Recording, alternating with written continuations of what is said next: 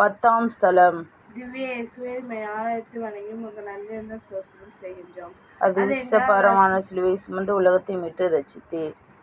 10ஆம் ஸ்தலம். இயேசுவின் ஆடைகளை களைகிறார்கள். கிறிஸ்துவும் உங்களுக்காக துன்புற்று ஒரு முன்மாதிரியை வைத்து சென்றுள்ளார். எனவே நீங்கள் அவருடைய அடிச்சுவடுகளை பின்பற்றுங்கள். இதற்காகவே அழைக்கப்பட்டீர்கள். 1 பேதுரு 2:21. வியர்வையும் இரத்தத்தாலும் நனைந்திருக்கும் இயேசுவின் உடலை களைகிறார்கள்.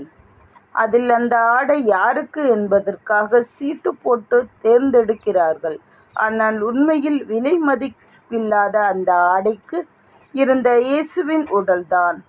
மூடர்கள் முத்தை விட்டுவிட்டு சிப்பியை எடுத்து கொள்கிறார்கள். அன்பு மகனே, மகளே, சுதந்திரம் என்பது இன்னொரு வார்த்தையில் சொல்ல வேண்டுமென்றால் அதை தேர்ந்தெடுத்தல் எனலாம். நன்மை, தீமை, பாவம், புண்ணியம், உண்மை, பொய் இவைகளுள் மத்தியில் எதை நீ தேர்ந்தெடுக்க விரும்புகிறாய்? எங்கள் பேரில் தயவாயிரும் சாமி, எங்கள் பேரில் தயவாயிரும். எங்கள் பேர் தயவாயிரும் சாமி, எங்கள் பேர் தயவாயிரும். மருத்துவ விசுவாசிகளின் ஆன்மாக்கள் நித்திய இளைப்பாறத்தில் இளைப்பாற கடவது. ஆமேன். ஜேசு.